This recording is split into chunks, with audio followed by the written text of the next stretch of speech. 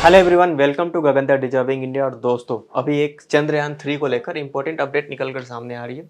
Update ये है कि इसका जो रोवर था, जिसका नाम रखा गया था प्रज्ञान, आपको पता होगा, जो लैंडर था उसका नाम रखा गया था विक्रम और रोवर का नाम रखा गया था प्रज्ञान। इसने शिव शक्ति पॉइंट, ये भी आप लोग इस टर्म से भी भली भांति परिचित होंगे कि शिव शक्ति पॉइंट किसको बोला गया था, जहां पे इसकी सॉफ्ट लैंडिंग हुई थी 2023 में। तो उसके बारे में भी हम डिस्कस करेंगे। इसी के साथ साथ यहाँ पे इसने कुछ रेयर डिस्कवरीज करी हैं जो कि साइंटिस्ट्स को पता चला है। तो प्रज्ञान रोवर जो था, इंडिया का third lunar explorer, Chandrayaan 3 mission का क्या था, उसका एक रोवर था। आपको लैंडर रोवर के बारे में अच्छे से जानकारी होगी, मैं ऐसा एज्यूम करके चल रहा हूँ। तो आगे बढ़ते हैं। तो इसने एक नई डिस्कवरी की है मून सरफेस के ऊपर में, जो कि सादर्न पॉइंट है मून सरफेस का, मतलब कि दक्षिणी बिंदु है जो चंद्रमा का जो सरफेस है। जो नया एनालिसिस है डेटा का, जो डेटा उनके द्वारा भेजा गया है रोवर के द्वारा, उसमें बताया गया है, आपको पता होगा कि रोवर बोलते हैं, प्रज्ञान नाम रखा गया था रोवर का, और लैंडर विक्रम साराभाई, जो कि एक, अगर मैं बोलूं कि पॉइनियर थे, फाउंडिंग फादर थे इंडिया के अंदर में स्पेस टेक्नोलॉजी, स्पेस रिसर्च के मामले में। तो एक फाइंडिंग्स निकलकर सामने आई है, वहां से कुछ रॉक्स फ्रेगमेंट्स आए हैं, कुछ रॉक्स के लैंडिंग साइट के पास से, जहां पे शिव शक्ति पॉइंट है। आपको पता है कि जिस पॉइंट पे लैंड हुआ था, सॉफ्ट लैंडिंग हुई थी, उसको हम लोगों ने नाम दिया था शिव शक्ति पॉइंट। तो उसी के आसपास कुछ रॉक के फ्रेगमेंट्स मिले हैं। उसका डेटा के एनालिसिस से बात पता चली है कि वहां पे रॉक के फ्रेगमेंट्स मिले हैं। उन रॉक के फ्रेगमेंट्स को स्टडी करने के बाद, उसको डिस्कस करने के बाद, साइंटिस्ट इस कंक्लूजन तक पहुंचेंगे कि लूनर डिस्कवरी या फिर लूनर में जो जितने भी एक्सप्लोरेशंस हो रहे हैं, उसमें काफ़ी ज़्यादा इंपॉर्टेंट कंट्रीब्यूशन होगा इस एनालिसिस का। चलिए आगे बढ़ते हैं।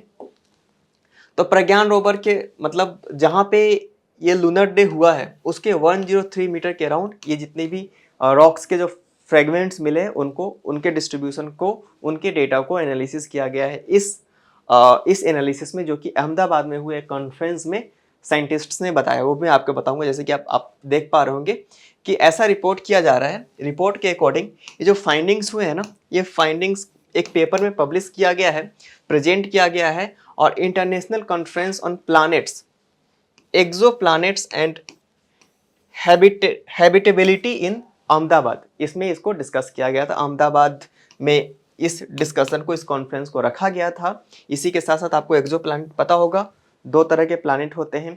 जो पहले जो 4 होते हैं उसको इनर प्लैनेट बोलते हैं, उसके 4 जो होते हैं आउटर प्लैनेट बोलते हैं।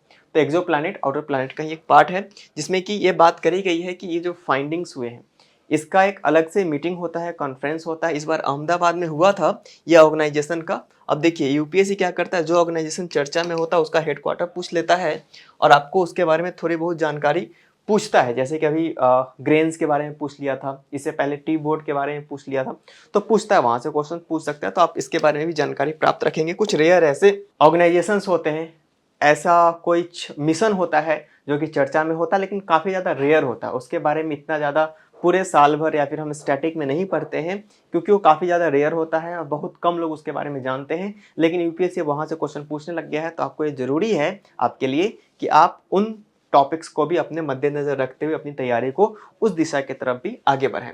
देखिए, जो स्मॉल रॉक फ्रेगमेंट्स का जो डिस्ट्रीब्यूशन है वो रिम के अराउंड है, जो कि वॉल एंड स्लोप्स के फॉर्म में हमको देखने को मिला है। और क्रेटर जो floor of A small crater है लैंडिंग साइट का, वहां से ऑब्जर्व किया गया है। किनके द्वारा? रोवर के द्वारा। मैं आपको फिर से बता दूं, लैंडर का नाम है विक्रम और रोवर का नाम है प्रज्ञान।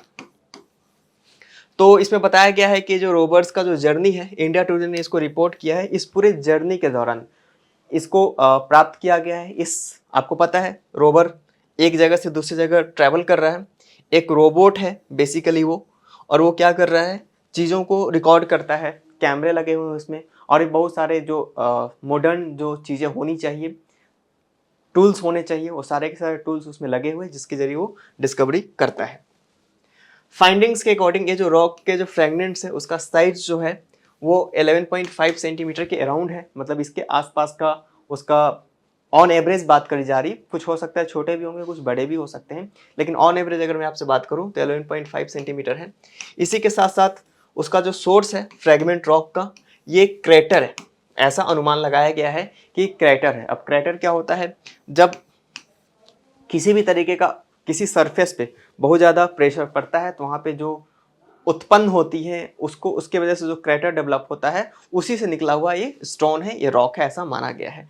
और इसका डायमीटर लगभग 10 मीटर का है। तो आप ध्यान रखेंगे 11.5 सेंटीमीटर। हालांकि इतना टेक्निकल क्वेश्चन नहीं पूछा जाता है, बस एक रेफरेंस के लिए मैंने आपको ये बात बताई।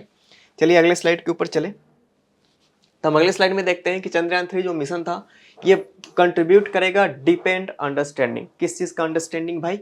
Geology and composition of the lunar surface. तो अभी देखिए 1969 वाज द ईयर जब नील आर्मस्ट्रांग गए थे चांद के ऊपर। तब से ही हमारी जितनी भी पॉसिबिलिटी है हम उसको तलाशने की कोशिश कर रहे हैं।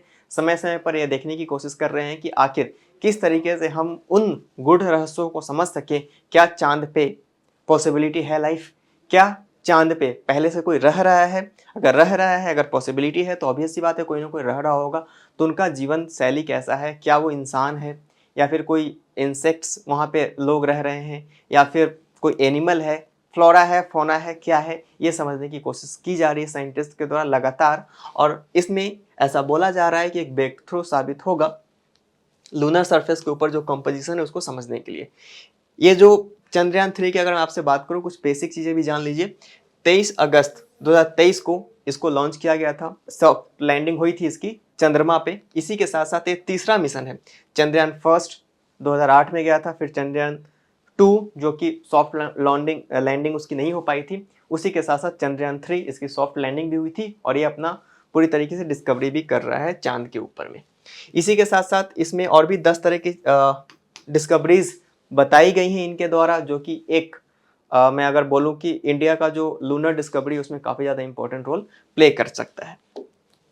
अगर मैं बात करूं इसके ऑब्जेक्टिव्स की चंद्रयान 3 की, तो इसरो ने जो बताया है, इसरो आपको पता होना चाहिए इंडियन स्पेस रिसर्च ऑर्गेनाइजेशन है।